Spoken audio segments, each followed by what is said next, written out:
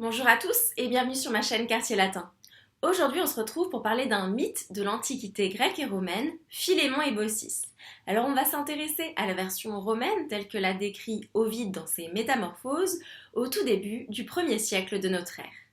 Alors, le mythe de Philémon et Baucis, c'est l'histoire d'un petit village de Phrygie. Et il se trouve que les dieux Jupiter et Mercure décident de rendre une petite visite à ce village. Ils veulent descendre sur Terre pour vérifier si dans ce village, les habitants respectent la Xénia. La Xénia, c'est un devoir sacré, inviolable, divin.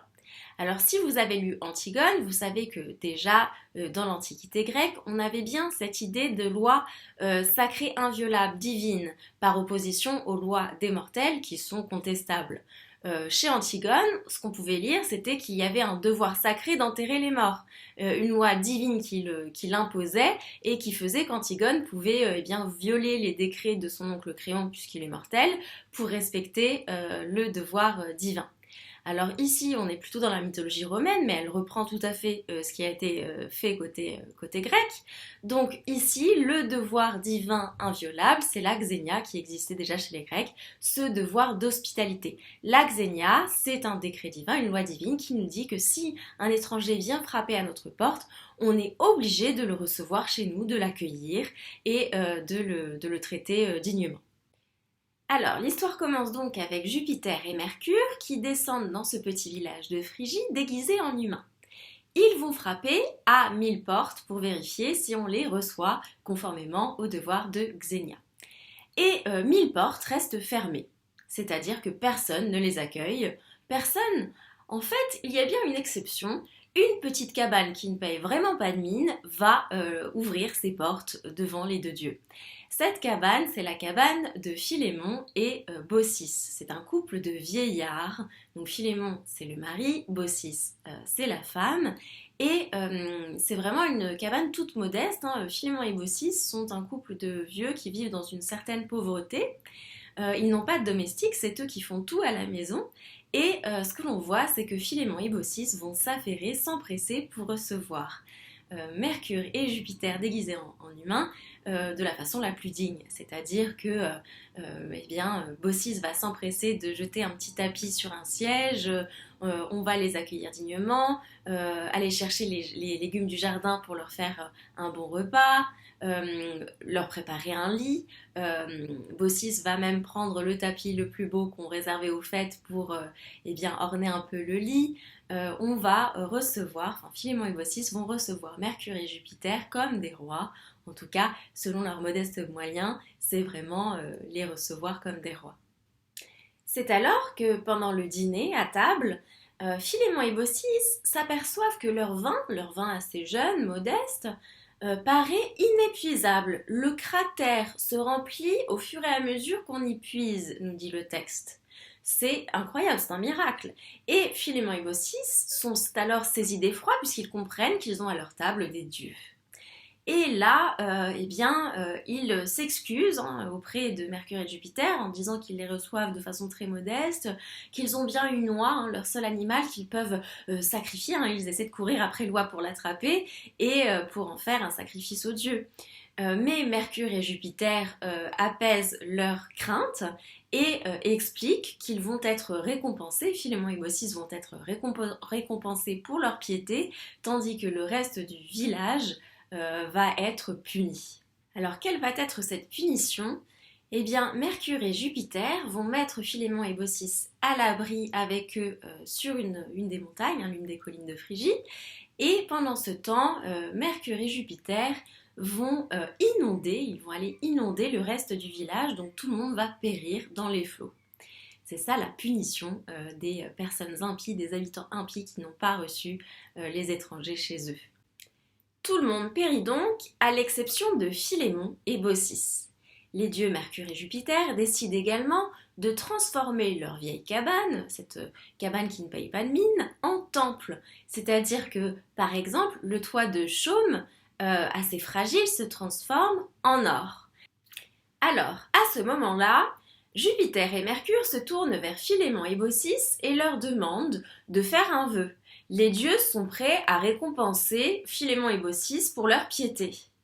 On pourrait penser, nous lecteurs, à ce moment-là, que Philémon et Baucis, ce couple de vieillards, demande la jeunesse éternelle, ou bien que ce couple qui a vécu dans l'indigence toute leur vie demande la richesse.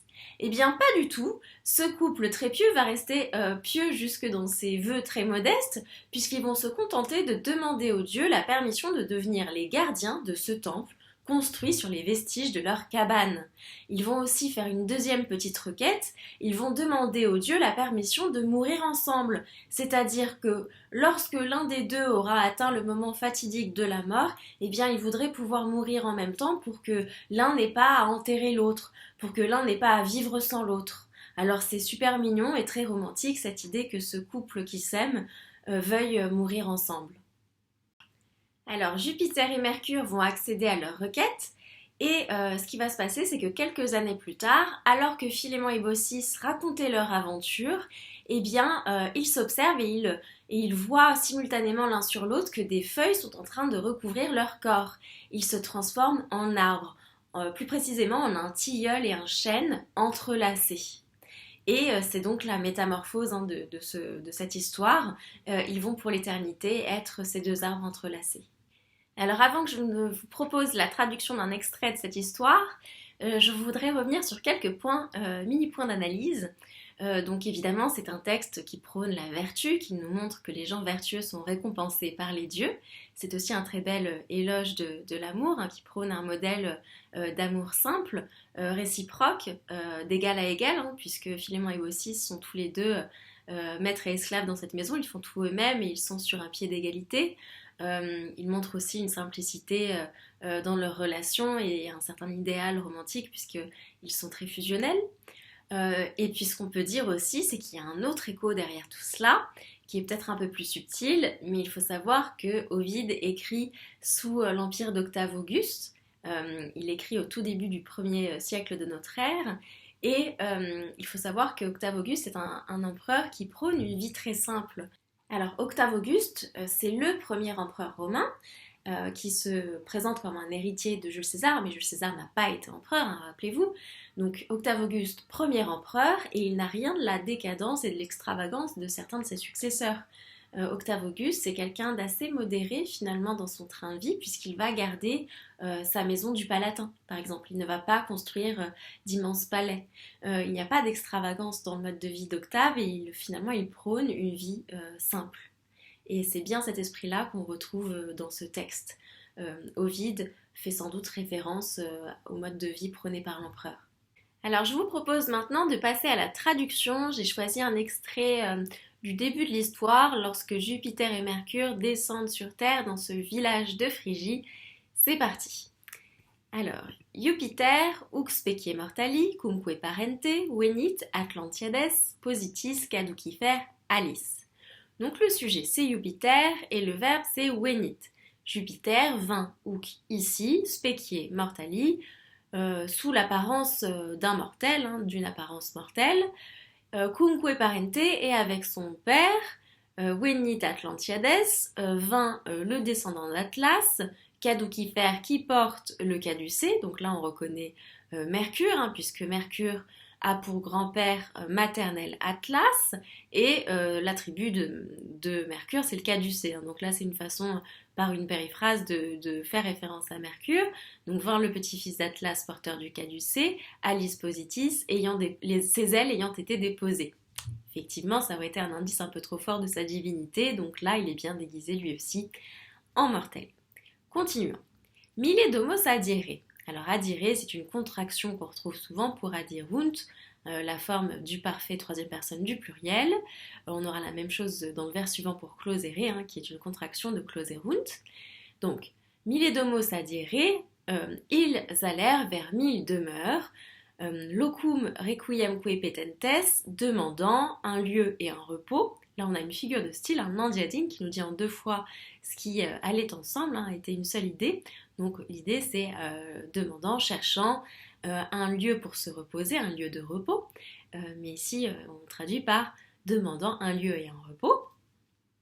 Alors, une fois qu'on a dit ça, donc ils allèrent vers 1000 demeures et mille domos clausere serrae, les verrous fermèrent 1000 demeures. On a un parallélisme de construction qui insiste sur ces 1000 demeures qui, franchement, leur claquent la porte au nez. Tamen una récépite. Pourtant, une seule, une demeure, une maison, récépite les reçus. Paroi quidem, petite assurément. Stipulis et cana tecta palustri, tecta qui reprend la demeure qui est petite. Donc cette demeure tecta recouverte, stipulis de chaume, de paille, et cana palustri et de roseaux de marais, un propre marais, des marais. Donc petite, cette pillard mais pieuse. Hein, cette demeure, elle est pieuse. Bokis anus, une vieille femme dénommée Bokis, parilique a étaté Philémon, et Philémon du même âge, illa sunt anis iuncti iuena libus, furent unis là dans leurs années de jeunesse. Illa consenuere casa. Donc là on retrouve encore la contraction, hein, consenuere pour consenuerunt. Donc illa casa dans cette cabane, consenuerunt, ils ont vieilli. Paupertatemque fatendo et fecere lewem nec iniquamente ferendo.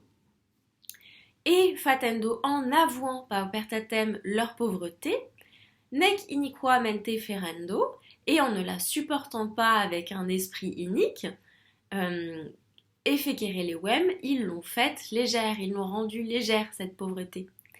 Ils n'en ont pas fait un sujet qui fâche, ils n'ont pas mal vécu leur pauvreté.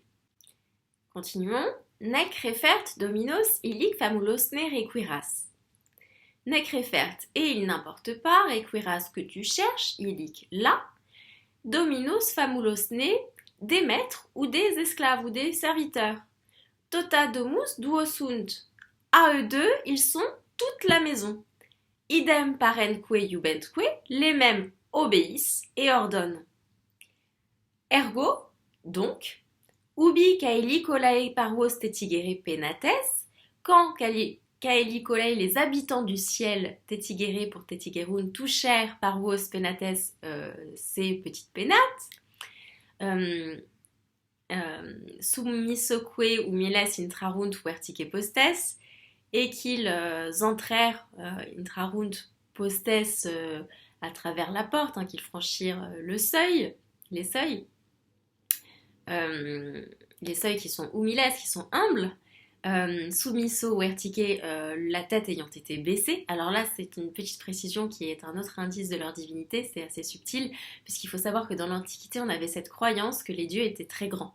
Donc si vous croisiez dans la rue quelqu'un de très grand, il y avait quand même des chances que ce soit un dieu déguisé en mortel venu vous observer. Hein. La grande taille était un indice. Continuons. Lorsqu'ils eurent franchir les seuils assez humbles, la tête ayant été baissée, eh bien,